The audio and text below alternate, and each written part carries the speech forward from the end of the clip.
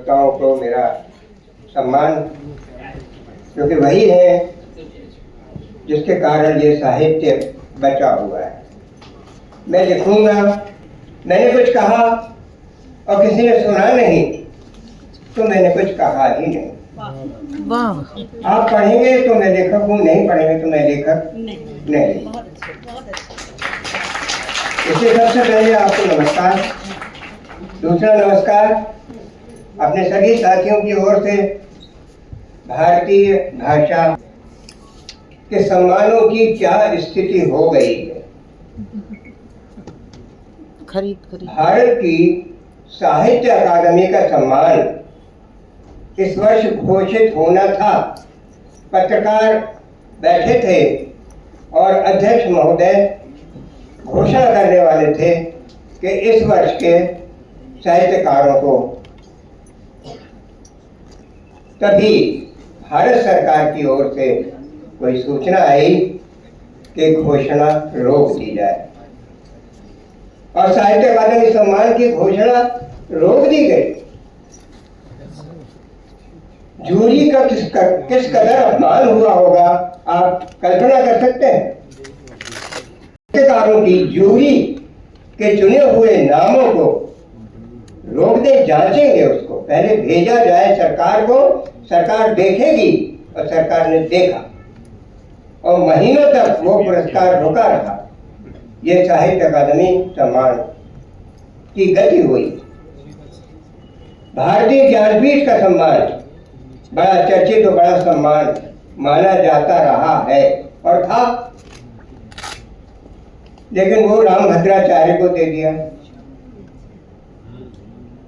रामभद्राचार्य जी वो व्यक्ति हैं जो ये कहते हैं कि हमारे ऋषि मुनि वर्षों वर्षों तक, हजारों वर्षों तक जंगल में ही रहते थे, हिमालय पर, और उनके अपने मंत्रों की शक्ति से अपनी पत्नियों को गर्भवती कर देते थे, तो संतान उत्पन्न होती रहती थी घर में।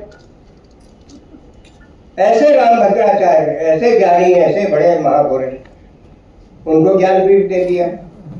इतनी उसकी, जितने अपमानित जीवन में कभी नहीं हुए होंगे, इतनी अपमान और भर्त्सना उस सम्मान की हुई।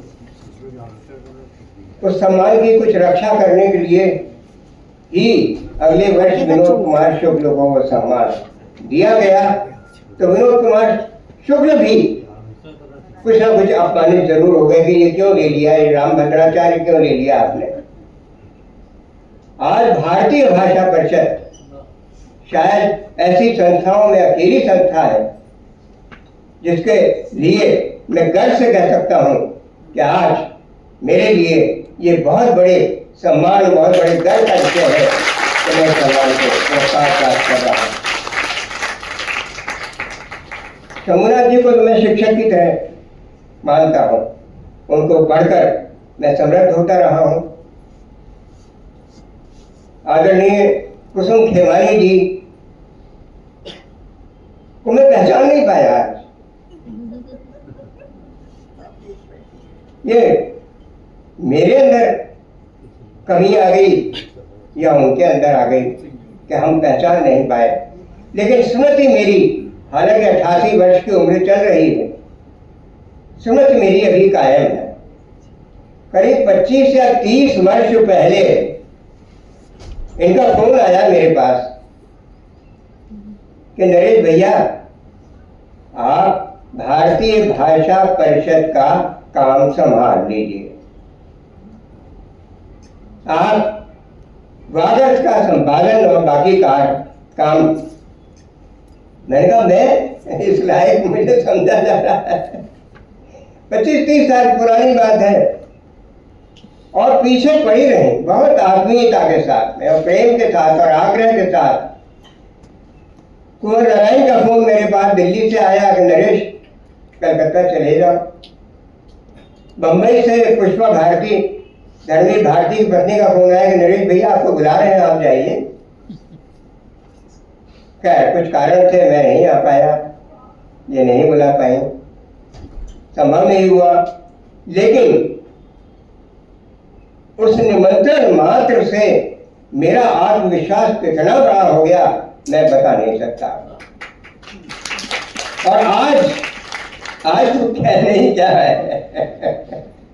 आज तो मैं बहुत कुछ कहना चाह रहा था, लेकिन समय और सभी साथियों का मेरे घर का क्षण ये भी है। इस सम्मान और पुरस्कारों के सिलसिले में एक बात और बताऊं आपको। मध्य प्रदेश सरकार का एक सबसे बड़ा सम्मान है कबीर सम्मान, मेरे नाम घोषित हो गया।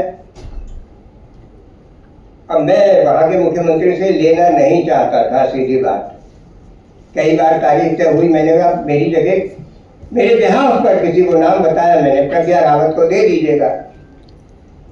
वो होते होते मुझे पोस्टमैन के हाथों मिला। वो जब बड़ा सा वो आया तो मैं समझ गया पोस्टमैन ने जो बुलाया किसी को दिया नहीं, कि उन्हीं को दिया जाएगा, रजिस्टर्ड है और बड़ा भारी है। तो मैं समझ गया कि ये वही पुरस्कार है, सम्मान आ गया। तो मैंने कहा भाई ये सम्मान कबीर सम्मान ग्रहण कर रहा हूँ, फोटो ले लो। तो पोस्टमैन के साथ मेरा फोटो है। आज मैं सम्मानित हो रहा हूँ। रूसी नाम तो मुझे पता नहीं, बताया नहीं। बहरहाल मैं उनसे सिर्फ ये कहना चाह रहा हूँ कि पिछले साल मास्को में रूसी भाषा में मेरी किताब कविताओं के अनुवाद प्रकाशित हुए हैं। मैं वो पुस्तक उन्हें भेंट करूँगा। और ये मेरे लिए गर्व का, इतने लोग, इतने किसके का नाम लूँ मैं, सब लोग जो हैं और युवा साथी जो हैं खास तौर से, क्योंकि हमें जो होना था हो गए, अब तो ये लोग हैं ना इनको होना है। और इनमें से मैं सिर्फ दिव्या विजय जी से परिचित हुआ हूँ, उनका लिखा मैंने पढ़ा है। वो नई चीज़ों की खोज में, तलाश में है। और यही साहित्य का मर्म है कि वो मनुष्य की संवेदना का विस्तार करता है। मनुष्य को सत्य की पहचान कराने का मादा साहित्य में ही है। साहित्य को लेकर के भारत की स्थिति, कुछ विश्व शांति से साहित्य का कुछ संबंध जोड़ने की बात है, तो क्या ट्रंप साहित्य पढ़ते होंगे? डोनाल्ड ट्रंप, क्या नेतन्याहू साहित्य पढ़ते होंगे? क्या पुतिन साहित्य पढ़ते होंगे? कौन सा साहित्य पढ़ते होंगे? और हमारे भारत के जो विश्व गुरु हैं वो क्या पढ़ते होंगे? कौन सा साहित्य पढ़ते होंगे? साहित्य पढ़ा नहीं जा रहा। क्या महान साहित्य उपलब्ध नहीं था? फर्स्ट वर्ल्ड वॉर के पहले था, फिर भी विश्व युद्ध हुआ। सेकेंड वर्ल्ड वॉर से पहले भी क्या बड़ा साहित्य, महान साहित्य उपलब्ध नहीं था? उसके बावजूद हुआ। तो दिक्कत क्या हो रही है? मनुष्य को मनुष्यता की पहचान और सत्य की पहचान, संवेदना के उच्चतम शिखरों तक पहुंचाने वाली चीज साहित्य के अलावा कौन सी है? साहित्य के अलावा तो और कोई चीज नहीं है। विज्ञान के पास वो नहीं है। विज्ञान बड़ी चीज है। विज्ञान एक पंक्ति में दुनिया बदल देती।